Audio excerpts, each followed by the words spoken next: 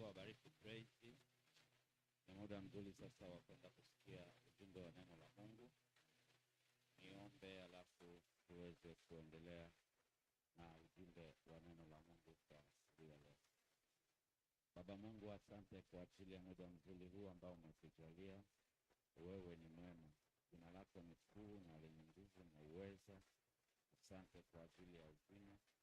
Ni muda mzuri tunakwenda kusikia neno lako. Neno lako ni uzima, ni chakula cha roho zetu. Basi Bwana ukapate kutuhudumia sawasawa na mapenzi yako. Kwa jina la Yesu ninaomba, amen. Bwana Yesu asifiwe sana. Na siku ya leo tunaendelea na somo letu. Tulianza na kichwa kinachosema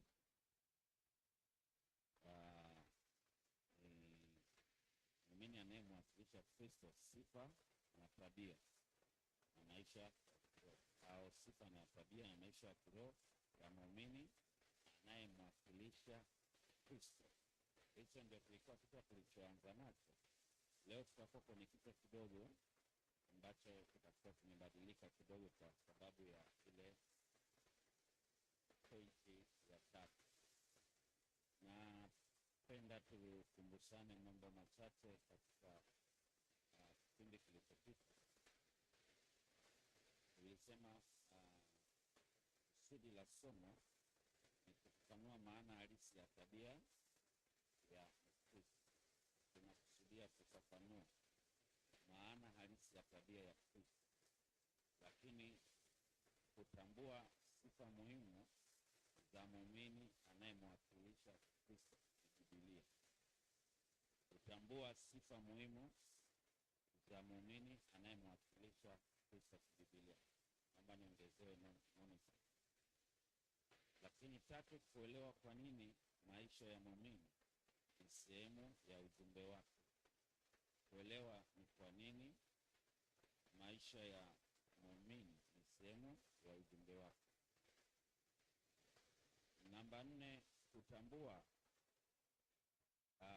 hatari zinazoweza kuiharibu huduma ya Kristo. Kutambua hatari zinazoweza kuharibu huduma ya Kristo. Namba 5, kujenga maisha ya maombi, utakatifu na uadilifu. Namba 6, kutathmini maisha yake mwenyewe. Hili somo ilikuwa tunapojifunza linalenga kutusaidia katika maeneo haya. Itatusaidia. Na tuliweza kuangalia baadhi ya mambo ya kwamba jambo la kwanza tuliangalia juu ya tabia, ya kwamba tabia ni nini. Tukasema ya kwamba kwa lugha rahisi, tabia ni mkusanyiko wa mwenendo, maamuzi, maadili na desturi zinazotofautisha mtu.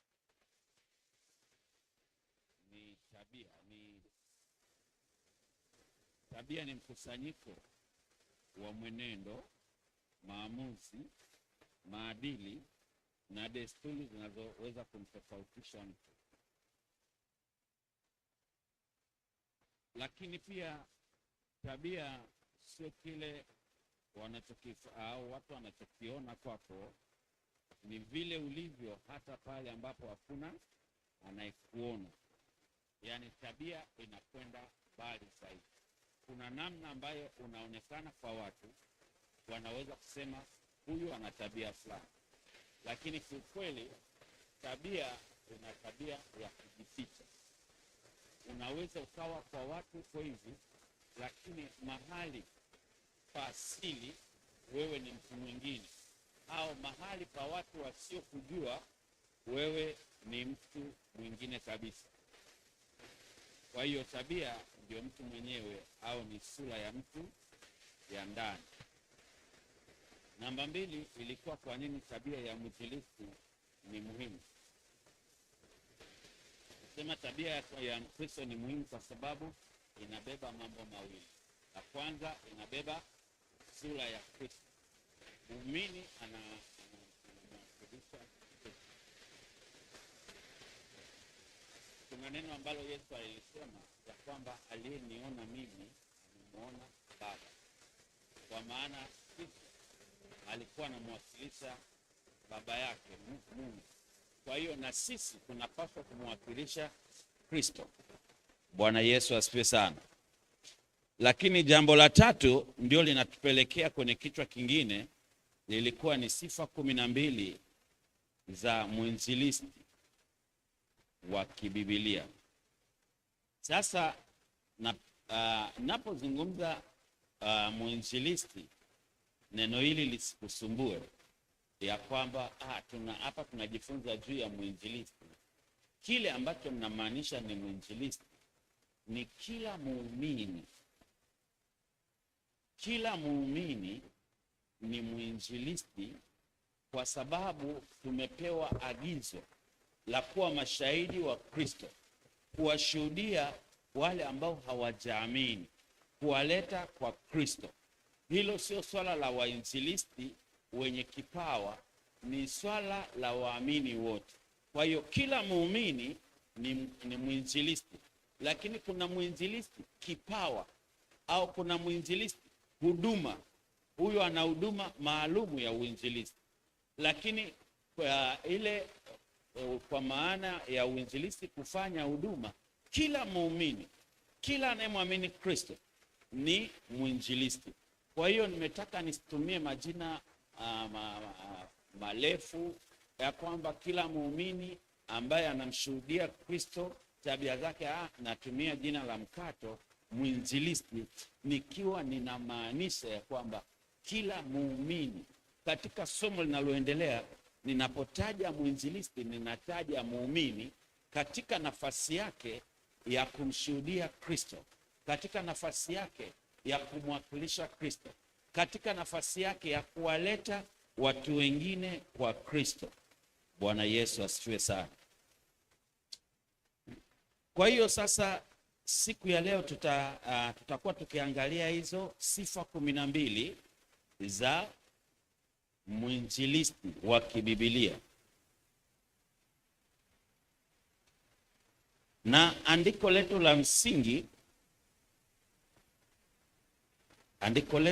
la msingi litakalotuongoza ni katika Timotheo wa pili, katika kitabu cha Timotheo wa pili pale tutaangalia hapo Timotheo wa pili sura ya 4 na mstari wa 5. Imeandikwa, bali wewe uwe na kiasi katika mambo yote, vumilia mabaya, fanya kazi ya mhubiri wa Injili, timiza huduma yako. Hili ndilo andiko letu la msingi. Bwana Yesu asifiwe sana. Mwinjilisti ni mtu aliyeitwa na Mungu kutangaza habari njema ya Yesu Kristo na kuwaongoza watu katika wokovu.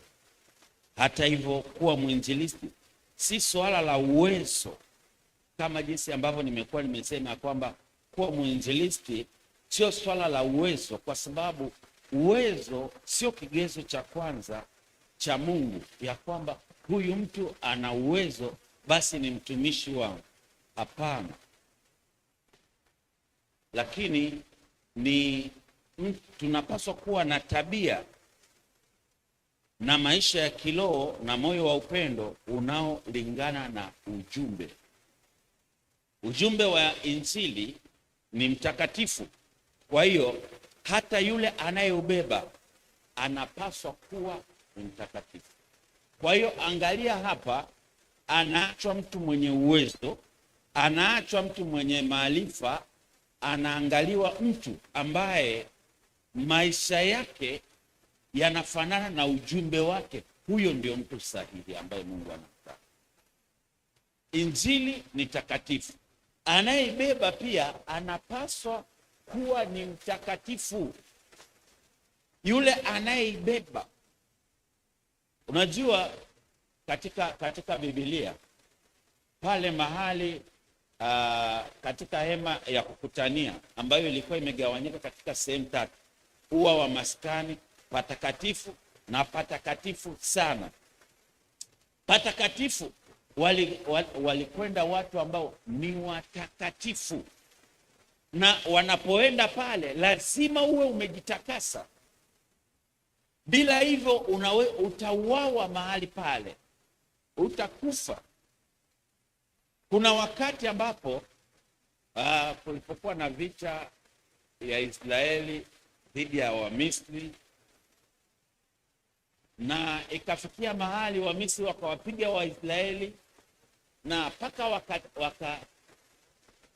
wakachukua nyara sanduku lile la agano. Lile sanduku la agano lilikuwa ni takatifu, wakalipeleka katika hekalu lao la Mungu wao. Walivyokuja wakakuta Mungu wao ameanguka, amesujudu mbele ya lile sanduku. Wakajaribu kumweka sawa, walipokuja tena wakakuta ameanguka, amevunjika. Lakini lile sanduku pia liliwaletea madhara wale Wafilisti. Sanduku lilikuwa ni takatifu, wao hawakuwa watakatifu. Kwa hiyo liliwatesa, liliwaletea magonjwa, liliwaletea matatizo, walipata shida, mpaka waliamua kulirudisha kwa Waisraeli. Wakaliweka kwenye gari, wakaweka na ng'ombe, wakawageuzia kwenda Israeli kuwarudishia lile sanduku. Liliwashinda, lilikuwa ni takatifu, wao hawakuwa watakatifu. Kwa hiyo injili ni takatifu, anayeibeba lazima pia awe ni mtakatifu. Ndio maana katika somo lililopita nilisema ya kwamba Mungu anaangalia mtu sahihi. Kuna wakati nilipokuwa nimeokoka na nikaanza kuhubiri, kulikuwa na mtu ambaye yuko kanisani, yuko vizuri. Mimi nilimwona yuko vizuri, na tukianzisha maombi, ni mtu ambaye anaomba, ana sauti nzuri, sauti ya mamlaka, ana mwili, alafu mwili wake akivaa nguo, yaani unasema, ukiambiwa kwamba huyo mtumishi wa Mungu, unaona mtumishi wa Mungu kweli. Ila nilikuwa naumia, na kwa sababu alikuwa hafanyi huduma. Nikaanza kumwombea, Mungu msaidie mtu kama huyu, kwani usimfanye awe ni mhubiri, ana sauti nzuri, hata akiwa anaomba, yani unaona kwamba ni mtu ambaye unaona kama akiwa anaomba ana sauti ya mamlaka. Lakini Mungu akaniambia huyu ananifunzia na analifunzia neno. Wakati sijawahi kuona kitu chochote kibaya kwa huyo mtu, na nikaogopa kumwambia, kwa sababu alikuwa ni mkubwa kwangu, alikuwa ni mtu aliyetangulia kwenye wokovu miaka mingi, mimi nimekuja nyuma. Kwa hiyo sikuweza kumwambia, nikajiuliza nitamwambiaje.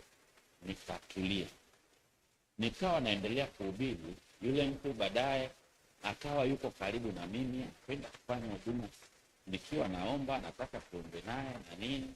Sasa siku tukawa tukiongea naye, cheka kama tunataniana, na nilipopata nafasi hiyo ndio nilipomwambia nikamwambia, kuna wakati Mungu aliniambia wewe hauko sawa kiroho, unapuuzia neno la Mungu au umheshimu Mungu.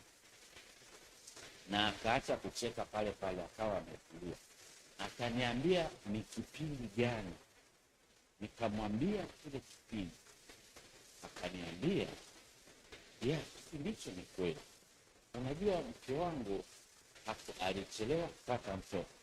Sasa alipochelewa kupata mtoto, alitaka tuende kwa waganga wa kienyeji. Kwa hiyo nilipokuwa namkatalia, alikuwa anasema mimi simpendi. Kwa hiyo anapata shida, anaumia na ananuna, anajisikia vibaya. Kwa hiyo niliamua kumsapoti kwenda kwa waganga wa kienyeji, kwa tunafanyiwa dawa kule. Sasa akawa ananielezea ya kwamba yani Ni mambo ya ajabu. Wakati mwingine dawa zenyewe ni mnapewa ugali na mlenda, mnakula ugali na mlenda, mkimaliza mnanawia kwenye nywele zake, mnamfutia. Kwa hiyo akasema kwa kipindi kile ni kweli. Unaona, Mungu hahitaji mtu mwenye voko nzuri, mtu ambaye ana muonekano mzuri wa uinjilisti, kama jinsi nilivyoona kwamba huyu mtu akisimama ana uwezo, sauti yake ina mamlaka, yuko vizuri. Yaani sauti yake sio ina nguvu ya Mungu, yaani vile inavyotoka. Kama unaona ni mtu anaweza kumkemea shetani, ana sauti yake iko vizuri, imejaa, na mwili wake uko vizuri. Lakini Mungu akamwambia no, akaniambia huyo hapana, na matatizo. Na nilipokuja kupata muda wa kuongea naye, akaniambia hayo makorokoro yake. Ndio maana ya kwamba injili inamtaka mtu sahihi. Mwinjilisti lazima awe ni mtu sahihi, na kila mmoja ni mwinjilisti. Kila mmoja ana wajibu. Kama ninakufundisha na ufanye haya ninayokufundisha, unakuwa unafanya kosa na unaweza kuwa unafanya dhambi, kwa sababu unakuwa hauamini kile ambacho Mungu ameagiza. Hauamini sauti ya Mungu, hauamini neno la Mungu. Unaweza ukawa ni miongoni mwa wasioamini, kwa sababu hauhesabiwi kuwa ni muamini, kwa sababu uliongozwa sala ya toba. Sala ya toba ni hatua ya kwanza, ni darasa la kwanza. Unahesabiwa haki bure, ya kwamba wewe unapoongozwa sala ya toba unahesabiwa umekubali yote yaliyoandikwa. Lakini unavyoishi, staili unayoishi inaweza ikakanseli ule uamini wako, ya kwamba kuna mambo uyakubali, kuna mambo unakuwa uyakubali, ukajikuta umewekwa katika kundi la wasioamini, na ukijidhania ya kwamba umeamini. Hiyo ni dhambi ya kukosa shabaha, kujidhania uko sawa wakati hauko sawa. Biblia inasema iko njia ionekanayo sawa machoni pa mtu mwenyewe, lakini mwisho wake ni uharibifu. Kwa hiyo hiyo ni dhambi. Unatakiwa kujua ya kwamba kile ninachokifundisha ni neno la Mungu. Ndio maana uko na daftari na peni, na kama hujafanya hivyo unatakiwa kuwa hivyo, kunukuu yale ninayofundisha na Biblia yako na kufuatilia. Jambo la kwanza ni kuthibitisha kile anachokisema mchungaji ndicho kilichoandikwa, ni sahihi, ndicho kilichoandikwa. Kama ndicho kilichoandikwa, hauna hiari ya kwamba nifanye au nisifanye, kwa sababu usipofanya inakuwa ni dhambi kwako. Mungu anasema katika neno lake, yeye yuko mbinguni, lakini mtu huyu ndiye atakayemwangalia. Anasema mwenye moyo uliopondeka, moyo uliovunjika, moyo mtu yule ambaye anatetemeka anapolisikia neno lako, analipokea kwa unyofu. Kama wewe unaona ya kwamba haya ni mahubiri tunahubiriwa siku zote, na ukitoka hauna kitu cha kufanya kutoka kwenye mahubiri yao, unapaswa kubadilika. Unaweza ukajikuta umewekwa nje, umetupwa nje. Na ukitupwa nje, maanake ya kwamba kinachotokea ni Roho Mtakatifu anakuacha, na baadaye utakuja kuta tabia za kipagani zinaibuka ndani yako. Ni mti ambao hauzai matunda, mwishowe umekatwa. Matokeo yake yataonekana ni majani yanadondoka. Kwa maana hiyo basi, Paulo anamwambia Timotheo, uwe kielelezo. Uwe kielelezo. Kwa sababu wewe Timotheo ni mtumishi wa Mungu. Wewe Timotheo, wewe ni mhubiri. Jambo linalotakiwa ni wewe kuwa kielelezo. Kielelezo kwa nani? Kwao wanaoamini. Uwe ni mfano kwao waaminio katika mambo mbalimbali. Unapaswa kuwa kielelezo. Bwana Yesu asifiwe sana. Katika Timotheo wa kwanza 4 Timotheo wa kwanza 4 mstari wa 12. Angalia pale, tunarejea yale maandiko tumekuwa tukiyasoma sana. Anasema mtu awaye yote asiudhalau ujana wako, bali uwe kielelezo kwao waaminio, katika usemi, katika mwenendo, katika upendo na katika imani na usafi. Bwana Yesu asifiwe sana. Kuna mtu hapa unamfahamu kanisani, usemi wake ukiuangalia ni kama watu wasioamini. Hebu nipungie mkono bila kutaja jina. Aha. Umeshaona wapo kanisani. Kuna mtu umemwona kanisani, mwenendo wake ni mwenendo tata kama wasioamini. Punga mkono. Sio kwamba ni wewe, yani kwamba umemwona. Sio kwamba ni wewe, kwamba umemwona huyo mtu anayesali lakini mwenendo wake ni mtata sawa na wasioamini. Kama umeona hicho kitu, punga mkono. Imeonekana. Lakini umeona watu ambao hawana upendo kanisani. Kama umewahi kuwaona, punga mkono. Haujawahi kuona mtu ambaye hana upendo kanisani? Au unaogopa lawama? Hai. Lakini watu ambao imani zao ni tata, watu ambao si wasafi. Sasa huyo mtu ambaye ana changamoto hii, kesho labda tumchukulie ni mtu wa jinsi gani hapa? Mwenye usemi mbaya au mwenendo mbaya. Siku ya siku ukakuta tumempa kipindi anafundisha. Watu wa Mungu tunapaswa kumpenda Kristo na kuishi maisha yale yanayompendeza Kristo. Hali unaufahamu mwenendo wake, utaonaje? Utajisikiaje? Inawezekana hata notisi zake ukaacha kuzichukua, ukawa unamshangaa ya kwamba huyu mtu ili neno mbona kama alimsaidia yeye mwenyewe, si ndio? Biblia inasema Paulo anamwambia Timotheo, uwe kielelezo kwa waaminio. Waaminio kwanza ni wepesi kujua maisha yako. Kwa waaminio amejaribu kuainisha baadhi ya mambo mbalimbali. Bwana Yesu asifiwe sana. Kwa hiyo kwa mhubiri, cha muhimu sio maneno yale anayoyasema, lakini maisha yake ndio muhimu. Akiwa tofauti, maisha yake yanaweza kupingana na kile anachokisema na kupelekea kile anachokisema kikawa hakina tija. Sawa, sasa tunakwenda kuangalia kwa ajili ya kujinoa, kwa ajili ya kujiweka sawa kwa mujibu wa Biblia. Tunaangalia zile sifa 12 za mwinjilisti. Ya kwanza nilianza kuzitaja, hizi zinatokana na kipengele kile cha 3. Ya kwanza ambao nilianza kuitaja ni upendo.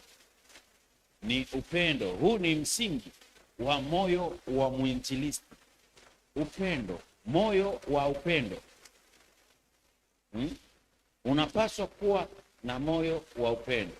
Nataka nisome katika andiko la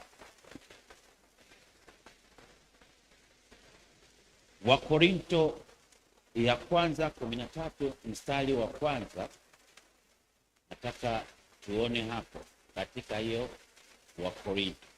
Sehemu hii tulikuwa tumepita, lakini bado nimesukumu ya kwamba nimekwenda haraka, nahitaji kurejea na kuangalia kwa undani. Mstari wa kwanza mpaka wa 3 anasema, nijaposema kwa lugha za wanadamu na za malaika, kama sina upendo nimekuwa ni shaba iliayo na upatu uvumao. Mstari wa pili, tena nijapokuwa na unabii na kujua siri na maarifa yote, nijapokuwa na imani timilifu kiasi cha kuweza kuhamisha milima, kama sina upendo si kitu. Tena nikitoa mali zangu zote kuwalisha maskini, tena nikijitoa mwili wangu niungue moto, kama sina upendo hainifaidii kitu. Unaona vile ambavyo Biblia inaeleza upendo ni wa muhimu. Unaweza ukawa ni mhubiri unatumika, unaweza kuwa na maarifa yote na nini. Biblia inasema kama hauna upendo, hivyo vitu havitakusaidia kitu, lugha hazitakusaidia kitu. Upendo ni muhimu sana. Upendo katika maeneo yafuatayo. Namba moja, upendo kwa Mungu. Unatakiwa kumpenda Mungu. Upendo wa kumpenda Mungu. Unapompenda Mungu, timu utafanya mapenzi ya Mungu. Yesu anasema mkinipenda mtazishika amri zangu. Bwana Yesu asifiwe sana. Ukimpenda utamtii Mungu. Ukimpenda utatamani kulitukuza jina lake. Ukimpenda utatamani kuona unatimiza wajibu wako wa huduma. Ukimpenda hautakuwa ni mtu ambaye unajisifia mwenyewe. Kumpenda Mungu kuna mambo mengi. Lakini jambo la pili, kuwapenda waliopotea. Kuwapenda waliopotea. Katika amri kuu ziko mbili. Amri ya kwanza ni kumpenda Mungu kwa moyo wako, kwa nguvu zako na kwa nini inataja. Biblia inasema ya pili, kumpenda jirani yako kama nafsi yako. Ya pili, kwa hiyo ile upendo ya pili, upendo wa waliopotea. Unawaonaje wale waliopotea? Unawaonaje wale ambao hawajaamini, hawakugusi?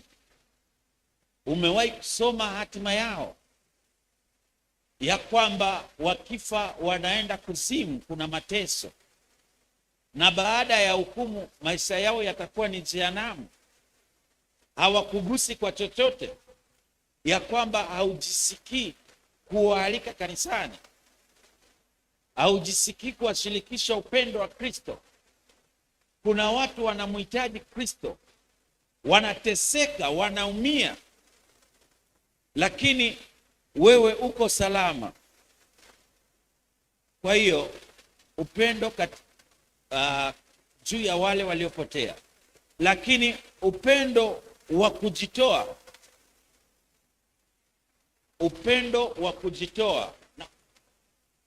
Tunatakiwa kuwa na upendo wa kujitoa katika jumla yote ya utumishi. Upendo wa kujitoa kufanya utumishi. Bwana Yesu asifiwe sana. Kutoa nini? Kutoa muda. Watu wanajiuliza kwa nini hawana muda na Mungu. Wanasema niko busy au nina mambo mengi, lakini sio. Swala ni kwamba hauna muda na Mungu kwa sababu haumpendi. Yaani kiwango chako cha kumpenda kiko chini. Kitu unachokipenda utatoa muda kwa ajili ya hiyo. Utatoa muda kwa ajili ya hiyo. Lakini tunatoa nguvu. Biblia inasema pende Bwana Mungu kwa nguvu zako zote. Yale mambo yanayotaka sadaka ya nguvu, yanayotaka kutumia nguvu, toa nguvu. Watu hawatoi nguvu kwa sababu hawampendi Mungu. Lakini kutoa maarifa, maarifa ulionayo, maarifa, uwezo wako ulionao. Kuna watu wako na uwezo, wanaweza kufanya kitu nyumbani mwa Bwana, lakini hawafanyi.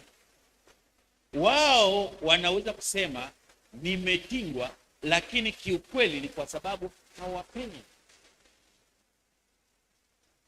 Kuna mtu aliniambia ya kwamba, ananiambia, mchungaji, angalia, ametengeneza nini, website ya kanisa kwa akili yake, kwa maarifa yake ametengeneza, ametumia akili alionayo, maarifa alionayo kwa ajili ya Mungu. Mwingine anasema, mchungaji, nataka kila wiki unipe ujumbe, nitatengeneza posta za kutuma kwa ajili ya ibada ya Jumapili. Maarifa, lakini kila mtu ana uwezo wake. Kuna wengine ana akili zake, ana akili za kutosha, ana maarifa kutosha, na hafanyi chochote.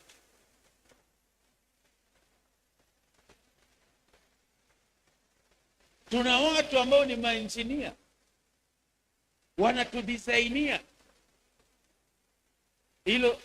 hicho choo, hilo jengo limedisainiwa kabla hata halijasimama.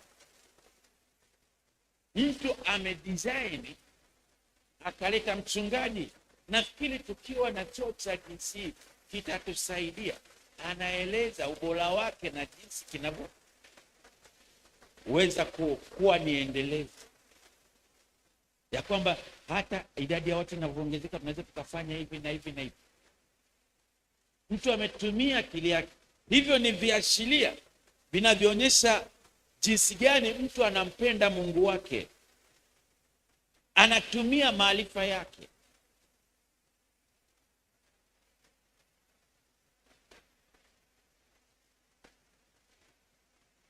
Lakini upendo pia unaonekana katika kutumia rasilimali kwa ajili ya kazi ya Mungu. Jinsi gani natumia rasilimali zako katika mambo ya Mungu. Bwana Yesu asifiwe sana. Haya yote yanaonyesha juu ya upendo wako kwa Mungu.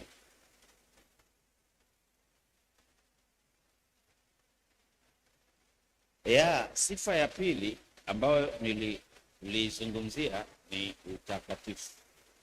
Na sifa ya pili ni utakatifu. Mwinjilisti anapaswa kuwa mtu anayelinda maisha yake dhidi ya dhambi. Linda maisha dhidi ya dhambi, ndiyo maana ya utakatifu. Ni mtu anayejilinda dhidi ya dhambi. Katika Petro wa kwanza mstari wa kwanza, sura ya kwanza mstari wa 15 hadi wa 16, unaeleza kwamba kama yeye aliyetuita alivyo mtakatifu, vivyo hivyo na sisi tunapaswa kuwa watakatifu. Utakatifu sio swala la kuonekana vizuri mbele za watu, ni maisha ya kweli mbele za Mungu. Sio swala la kuonekana jinsi unaonekanaje, ni maisha, kwa sababu pia swala la utakatifu linahusisha pia mahali pa siri, sio kwenye machoni pa watu tu. Mtakatifu anapaswa kuwa mtakatifu katika mawazo yake. Hakuna mtu labda anaweza kuyaona mawazo yake, lakini mawazo yanahusisha utakatifu. Unawaza nini? Unawaza nini? Maneno, kile unachokisema, mahusiano jinsi gani unahusiana na watu wengine. Utakatifu unahusisha mahusiano. Jinsi gani? Mahusiano yanaweza kuwa katika sehemu mbili, kwamba mahusiano ni jinsi gani unashirikiana na wengine na mawasiliano, lakini mahusiano ya watu wa jinsia mbili tofauti, yote haya ni mahusiano. Utakatifu unaonekana hivyo. Kama wewe una watu wasalimini, hiyo haionyeshi kwamba wewe ni mtakatifu. Kama wewe ni mtu ambao hauna heshima, hauna nidhamu dhidi ya watu wa jinsia nyingine, hiyo haionyeshi utakatifu kwako. Kwa hiyo mahusiano, utakatifu unaonekana katika mahusiano, lakini unaonekana pia katika mambo ya fedha, kwa maana uaminifu. Wewe ni mwaminifu kwa kiasi gani katika fedha? Fedha yako, fedha za watu wengine, fedha za kikundi. Utakatifu unaonekana hapo. Utakatifu unaonekana katika mwenendo wa mtu. Utakatifu unaonekana katika maisha ya siri. Katika maisha ya siri. Tuna maisha ya siri, mahali ambapo hakuna wapendwa, mahali ambapo hakuna watu wanaokujua. Unafanya nini? Unatenda haki hata hapo? Lazima ujue yuko Mungu anakuona. Kuna wakati Yusufu alikuwa mahali hakuna mtu anayemjua, anayemwona. Ule wakati ambapo yule mwanamke wa Potifa anamng'ang'ania ya kwamba waweze kulala naye, Yusufu pale hakukuwa na Yakobo, hakukuwa na ndugu zake, hakukuwa na baba mwenye nyumba, walikuwa ni wawili tu. Pale Yusufu alitakiwa kuonyesha utakatifu. Akakataa kabisa. Siwezi kufanya ubaya wa tisini kumkosea Mungu. Wakati tunapokuwa mahali pasili, tunafanya nini? Tunaishi vipi? Bwana Yesu asifiwe sana.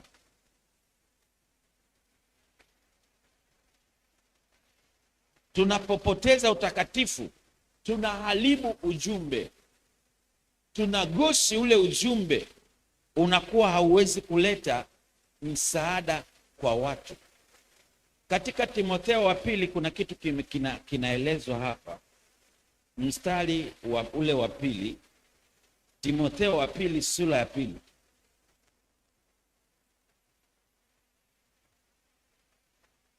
Timotheo wa pili sura ya pili mstari wa 21.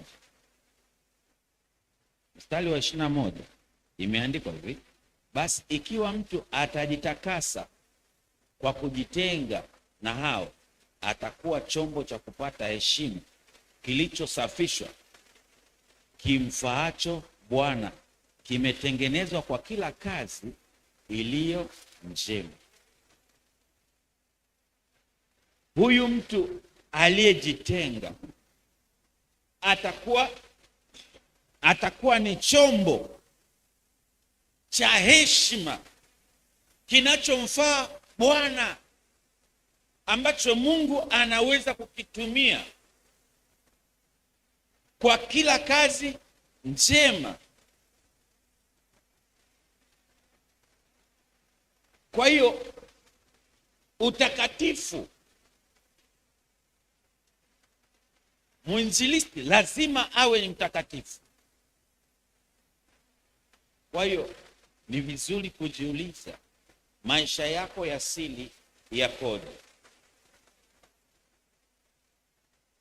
Jinsi gani unawajibika mahali ambapo hauonekani?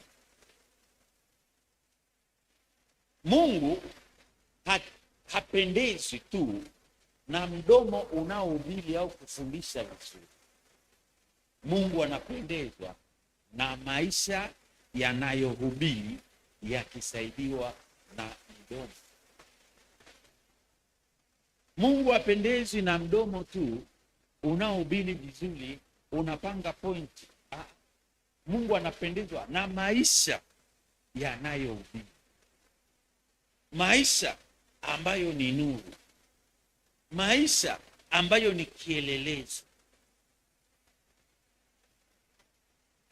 Huyu ndio mtu Mungu anampenda, ndio mtu ambaye Mungu yuko tayari kumtumia. Ndio maana huyu mtu anaitwa ni chombo, sio chombo tu, ni chombo cha heshima kinachomfaa Bwana kwa ajili ya kila kazi njema. Chombo cha heshima.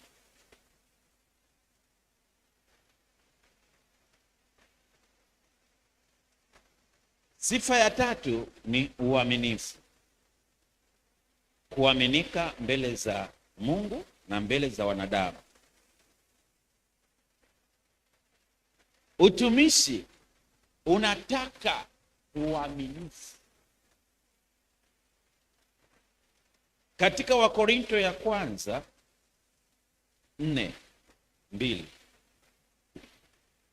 katika kitabu cha Wakorinto ya kwanza 4 na mstari ule wa 2. Sasa nianzie wa kwanza pale, anasema mtu na atuhesabu hivi kuwa tu watumishi wa Kristo na mawakili wa siri za Mungu.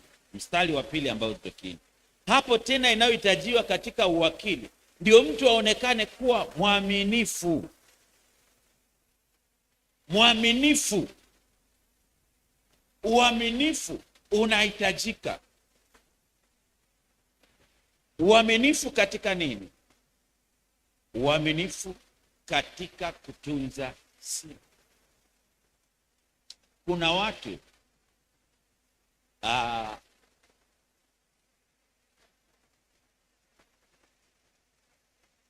sijui nizungumze nini, lakini watu wanaweza kuwa na mapungufu na madhaifu. Kama unazungumza yale madhaifu yao kwa nia ya kuwavunjia heshima, wewe umekuwa sio mwaminifu. Kuna wakati mwingine mtu anaweza akakushirikisha jambo lake, akuta umelitoa, wewe sio mwaminifu. Mambo ambayo utakiwi kuyasema yanamsemaje, wewe unayasema. Wewe unakuwa sio mwaminifu, unatoa siri za kikundi ambazo hazikutakiwa kutoka, au yupo msemaji na zinaharibu. Wewe sio mwaminifu. Lakini uaminifu katika kutimiza ahadi. Timiza ahadi yako, timiza makubaliano, uwe mwaminifu. Uaminifu katika fedha, uaminifu katika muda au wakati. Uaminifu unaonekana pia katika maeneo hayo. Lakini uaminifu katika kutimiza majukumu. Unatakiwa utimize majukumu yako kwa uaminifu, uwe na nidhamu ya kujisimamia. Kuna mtu ukimwambia wewe fanya hivi, atafanya mara moja, mara mbili. Usipofuatilia kuona anafanya nini, anaacha, kwa sababu hamna anayemsimamia. Yaani ni mwaminifu, anataka kujionyesha ni mwaminifu, lakini kwa asili sio. Unampa jukumu hili, simamia hapa majukumu yako haya 1, 2, 3. Atasimamia kuona huyu anaweza kuja kuangalia nimetekeleza vipi. Usipoangalia mara 2, mara 3, anaacha. Sio mwajibikaji, sio mwajibikaji. Lazima uaminifu uonekane katika kutimiza majukumu. Umeaminiwa katika jambo fulani, simamia hapa, simamia. Simamia kwa uaminifu, kukiwa na mtu anakufuatilia hata kama hayupo. Kwa mfano, umepewa kazi, umeomba kazi, umepewa ofisi, timiza majukumu yako. Bosi akiondoka, unacheza game kwenye kompyuta. Ukiona gari inakuja, unarejea kwenye shughuli zako. Au ukisikia mlango unafunguliwa, una switch tu chap kwenye programu ya kazi, unaendelea. Unaendeleaje? Niko vizuri, naendelea hapa kupambana. Akiondoka, una switch kwenye game, unaendelea kucheza magame. Wewe sio mwaminifu. Hiyo sio tabia ya mtu wa Mungu. Uaminifu nyumbani, majukumu unayopewa. Kama wewe ni binti wa kazi, timiza majukumu yako kwa uaminifu. Hata mabinti wa kazi ni wahubiri pia. Aliyemhubiri yule jemedali wa Shamu ni mdada wa kazi. Jemedali wa Shamu akaenda Israeli, akaponywa ukoma wake. Mdada wa kazi alisikilizwa, na alisikilizwa kwa sababu alikuwa anaaminika. Mpaka mama anamwambia baba, dada anasema ukienda Israeli utaponywa. Ni kwa sababu dada amejenga tabia ya kuaminika, hasemi uongo. Kuna mtu akisema, amesema nani yule, acha yule, acha bwana, kuna hili na hili, aliyesema ni nani fulani, achana naye. Wamesema hili na hili, aliyesema nani, yule, itakuwa kweli. Yule kama amesema ili jambo lipo, lakini yule achana naye. Huyo mwingine, huyo achana naye, usimsikilize, atakupoteza kabisa. Sio mkweli, sio mwaminifu. Unatakiwa kuwa waaminifu katika kutimiza majukumu. Bwana Yesu asifiwe sana. Na Biblia inaeleza aliye mwaminifu katika lililo dogo sana huwa mwaminifu katika lililo kubwa pia, katika Luka 16:10. Luka, kitabu cha Luka 16:10,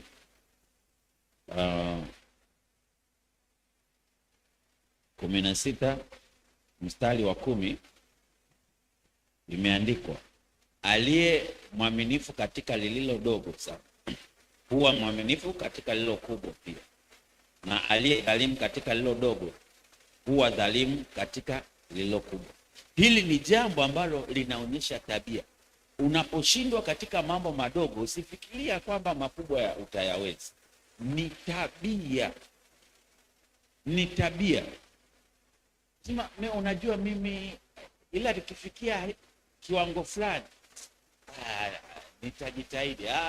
Wewe unakuwa na tabia ambayo sio ya uaminifu. Lazima uwe ni mwaminifu katika kila sehemu. Biblia inawataja watu waaminifu kama akina Danieli, ambapo Danieli alipata kibali kwa mfalme, na watumishi wengine waliamua kumtafutia kosa, kumfuatilia wapate kosa. Hawakupata, wakatengeneza hila juu ya imani yake kwa Mungu wake ili wamkamate, lakini hawakupata. Kila walipomtega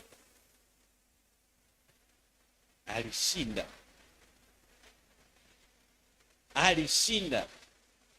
Hawakuweza kumkamata. Kwamba ni mzembe, haikuwezekana. Hamna mahali popote ambapo walimkamata. Hebu angalia katika Danieli 6:4. Twende katika ile Danieli 6 mstari wa 4, tuone kilichoandikwa hapo. Kitabu cha Danieli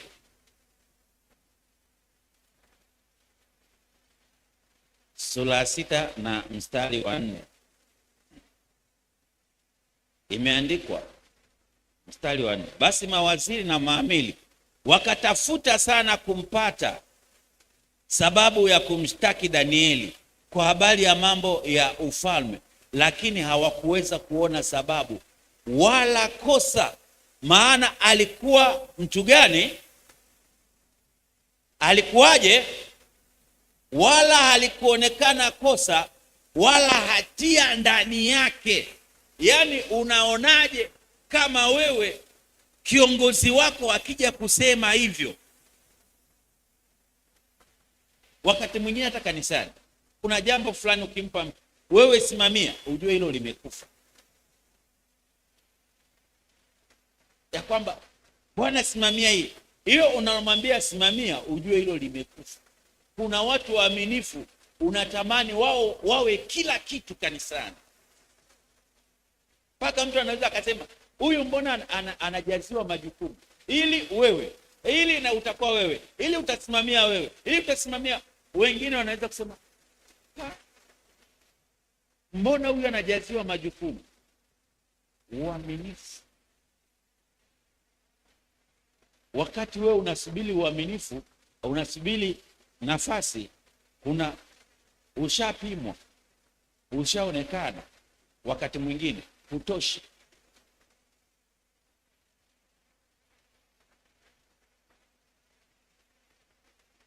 Biblia inaeleza Danieli alifuatiliwa bila kupewa taarifa. Wakasema sasa huyo hapa ni hatari kwenye ufalme. Sasa tutafuteni makosa kwake. Wakafuatilia, hawakupata jambo la kumshtaki, hawakuona kosa wala hatia. Walishindwa kwa sababu alikuwa ni mwaminifu. Mhubiri lazima awe ni mwaminifu. Kuna wakati fulani nilieleza, kuna wakati fulani nilipitia kipindi fulani, nikawa sina hela na nilikuwa nahitaji kiasi kidogo. Nilikuwa nahitaji hata ningepata tu 5,000 kipindi hicho ingenisaidia. Sasa nilikuwa nafikiri 1,000 au 2,000. Nikaenda kununua kitu dukani. Nimenunua dukani pale, ule muuza duka akanirudishia change kana kwamba nimetoa 10,000. Na mimi nilikuwa ni mhitaji. Pale unafanyaje? Unamwambia Bwana asante? Hapana. Namwambia mbona umenizidishia? Nikachukua change yangu hela nyingine nikamrudishia. Yule mwenye duka akabaki ananiangalia. Lakini kulikuwa na mzee mwingine yuko pembeni. Yule mzee ni Muislamu. Sasa yule mwenye duka alipokuwa ananiangalia kwa mshangao ya kwamba mimi ni nani, yule mzee Muislamu, unashangaa nini? Huyo mchungaji huyo, huyo ndio mchungaji wetu. Unaona, anayesema hivyo Muislamu, mchungaji wetu. Unashangaa nini? Unashangaa nini? Huyo mchungaji wetu. Muislamu anasema huyo mchungaji wetu. Nimeshinda lile jaribu, nilikuwa ni mhitaji, lakini kaona hapana, sio hivyo, hii hela sio halali kwangu, nikamrudishia. Kitendo cha kumrudishia, unafikiri kuna kitu gani kimetokea pale? Injili imehubiriwa. Hata kama sijasema ya kwamba Yesu anakupenda, huyu amepata ujumbe kupitia huyu ni mchungaji, amehubiriwa Injili. Bwana Yesu asifiwe sana. Kwa hiyo uaminifu wetu ni muhimu sana kwa ajili ya maisha. Kalama inaweza kufungulia mlango ukainuliwa, lakini uaminifu utakufanya ubaki hapo. Kalama inaweza ikakufungulia mlango wa kutambulisha, lakini kitakacho kubakisha juu ni uaminifu. Kuna watu vipawa na kalama vinawainua, watu wanashangilia, lakini muda mchache unakuta watu hawataki tena kumwangalia, watu hawataki tena kumfuatilia. wameona vitu ambavyo sivyo. Ameshindwa kwenye uaminifu, amefeli, sio mwaminifu. Anaonekana ni mwenye sifa machoni pa watu. Ukifuatilia upande huu unakutana na vitu vya ajabu ambavyo hutaki kuvisikia wala hutaki kuviona kutoka kwa yeye. Kwa hiyo hata anapoonekana kwenye stage hutaki.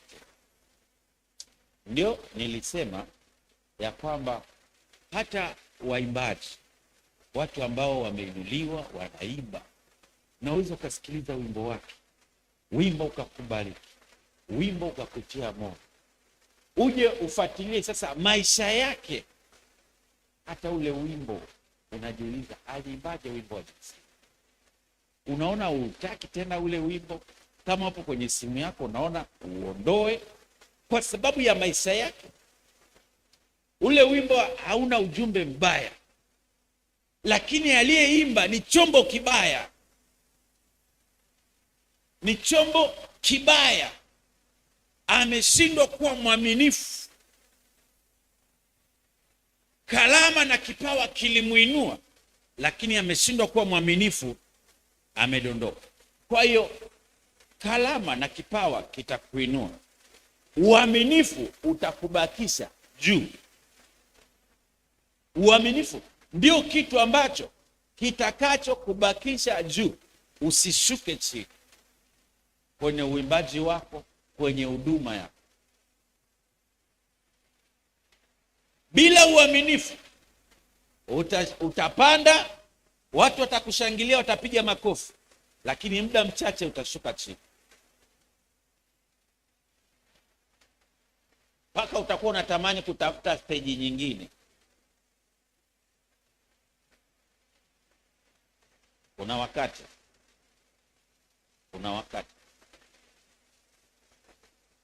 nilikuwa nipo kwenye mizunguko yangu na nikaona ngoja nipitie nichukue mboga na nyumbani, mboga ninayoipenda kitimoto. Ile kitimoto wanauza pale, wanapouza ni jirani na baa. Sasa kwa sababu nilikuwa nimeanza kupita yale maeneo, niliamua kupita tu kinjia kwa kichochoro nitokee pale. Mida ni jioni, kagiza kameanza. Napita pale na tokea mpendwa ameng'ang'ania laga, ameishi bia, ndio natokea huyo hapo. Akaambia bwana asifiwe, akuitikia tu akasema unashindwa kuwa mwaminifu ukiwa peke yako. Kwa hiyo nini kilitokea? Alikuwa na nafasi nzuri, lakini kwa sababu alikuwa sio mwaminifu alijikuta chini na akakimbia kanisani. Kamwambia usikimbie, njoo. Usikimbie, njoo. Moyo wako uko hivyo, watangia ukiwa unasali, ukiwa unakuja ulikuwa hivyo. Ni sisi tu tulikuwa tukijui. Kwa hiyo una nafasi ya kutengeneza. Sana mtumia message, njoo, nitakuja. Ajaja mpaka leo. Aliamua kutafuta sehemu ya kusali ambako hawamjui. Sasa kule sijui kama alianzisha hayo maisha ya uaminifu. Kwa sababu kama bado sio mwaminifu, utapiga tena mweleka na kule. Utatafuta sehemu nyingine, platform nyingine. Unatakiwa kuwa mwaminifu. Bwana Yesu asifiwe sana. Unatakiwa kuwa mwaminifu. Naomba usimame pale ulipo kidogo.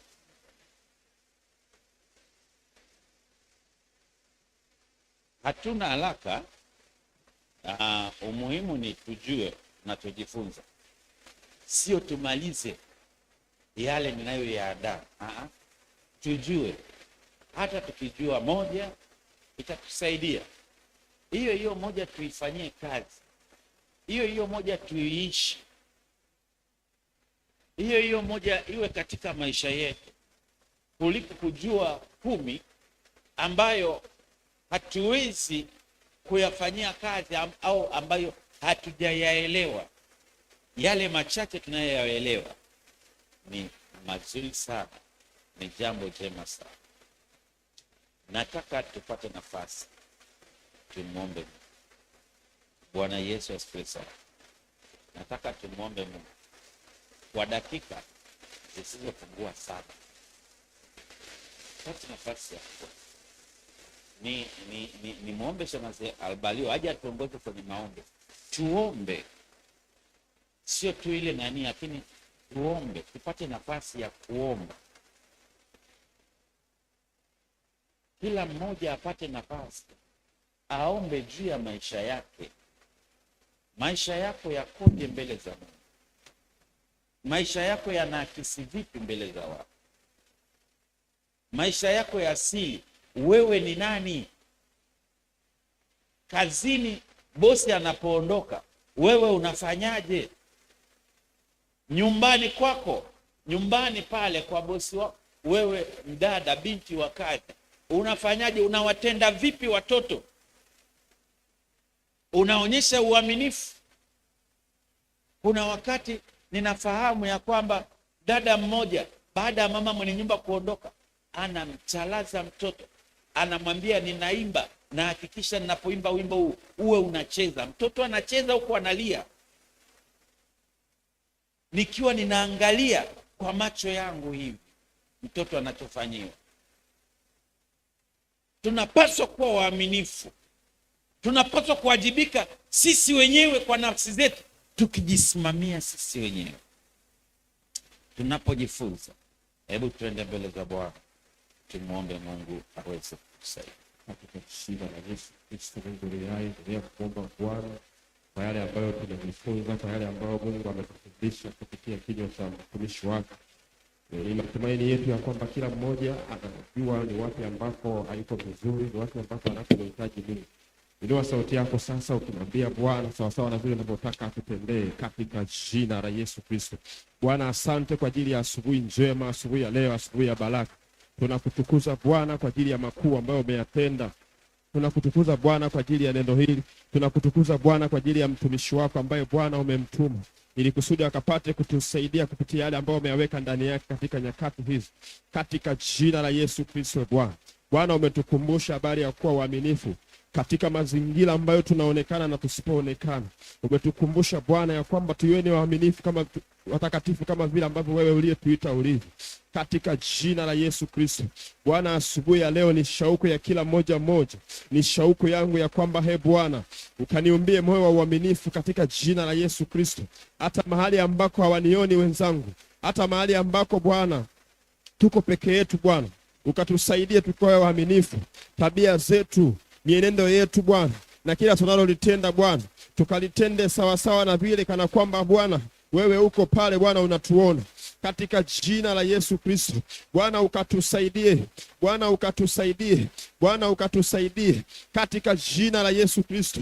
Baba, makando kando ndani yetu Bwana tunayakataa kwa jina la Yesu Kristo. Baba, chochote kila ambacho kinaondoa utukufu wako katika maisha yetu tunakataa kwa jina la Yesu Kristo. Roho Mtakatifu ukatusaidie. Roho Mtakatifu ukatusaidie. Roho Mtakatifu ukatusaidie. Roho Mtakatifu ukatusaidie katika jina la Yesu Kristo. Roho Mtakatifu katusaidie katika jina la Yesu Kristo.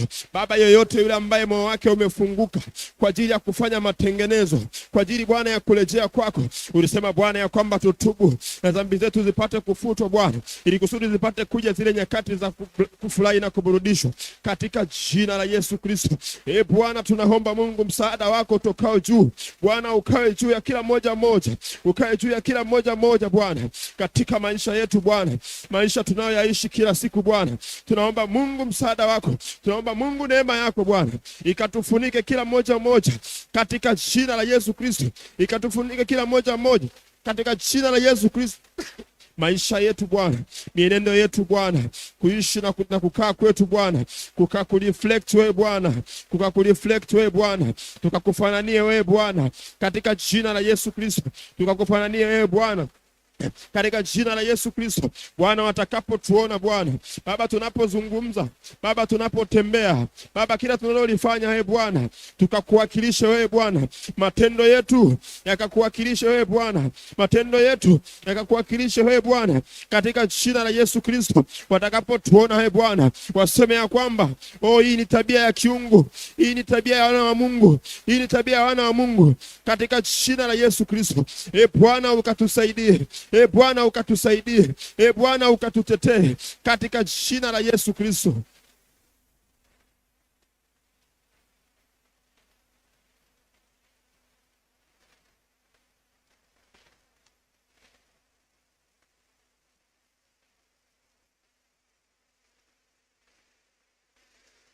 Katika jina la Yesu Kristo. Bwana, tunaomba ukatusaidie. Bwana, tunaomba ukatusaidie. Roho Mtakatifu ukatusaidie. Roho Mtakatifu ukatusaidie. Roho Mtakatifu ukatusaidie. Anasema tafuteni kuwa na amani na huo utakatifu ambao hakuna atakayemuona Bwana pasipokuwa nayo, katika jina la Yesu Kristo. Bwana, tunakuomba Bwana ukae pamoja na sisi Bwana, katika jina la Yesu.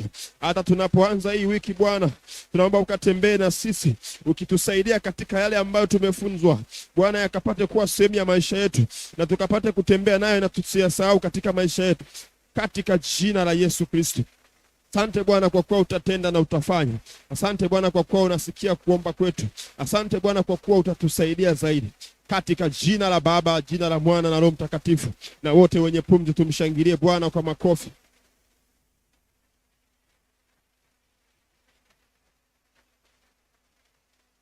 Haleluya. Bwana Yesu asifiwe. Tunamshukuru Mungu kwa ajili ya mahubiri. Tunamwamini Mungu ya kwamba kwa kadiri ambavyo ulikuwa umeuandaa moyo wako na umejiandaa, Mungu amekutenda vivyo hivyo. Amen. Sawa. Dau sasa tunaendelea na ratiba zingine. Wali yote tuwaletee matangazo ambayo tuko nayo siku ya leo. Bwana Yesu asifiwe sana. Tangazo la kwanza, kanisa letu tunapenda wageni. Huenda ni mara yako ya kwanza kuwa pamoja na sisi, ama tulikuwa na wewe lakini ukawa umesafiri au umetoka kidogo. Naomba tukupe nafasi ili tuweze kulisalimia kanisa kama kuna watu wa msio. Naomba kama wapo niweze kuwaona, tuwatambue. Kuna wageni siku ya leo. Basi Mungu awabariki sana, wote ni wenyeji.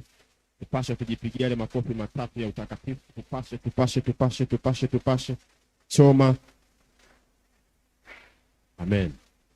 Tangazo la pili, ratiba zetu za ibada siku za katikati ya wiki zinaendelea kama kawaida, na siku ya Jumanne tukiwa ni siku ya mafundisho, na siku ya Ijumaa ikiwa ni maombi mahali hapa.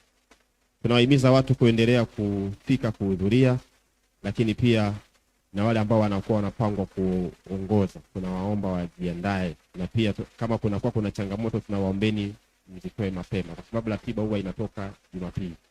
Ukatikati kama kuna changamoto kabla ya huo muda, ni vizuri ukawasiliana na viongozi ili kuweka mambo sawa sawa. Amen. Na kwa wale ambao tuliahidi ahadi zetu za ujenzi katika season iliyopita na hujakamilisha, huenda leo umekuja nayo au umekuja kumaliza kabisa, ninaomba unyoshe mkono ili kusudi mashemasi waweze kupitia. Kuna aliyekuja na sadaka ya ujenzi wa mashalo ni pale. Asante mama mashalo. Sambamba na hilo, tunaendelea na changizo kwa ajili ya drums. Wako ambao pia wamekuja kupunguza au kumaliza kabisa, niwaone mikono yao. Asante. Comfort.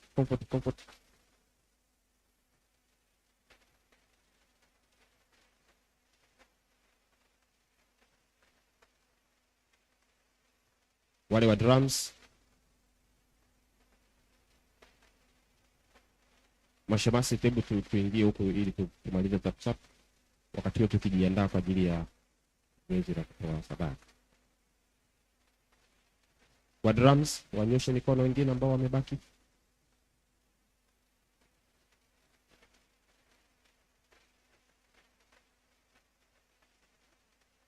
Asante sana na Mungu awabariki.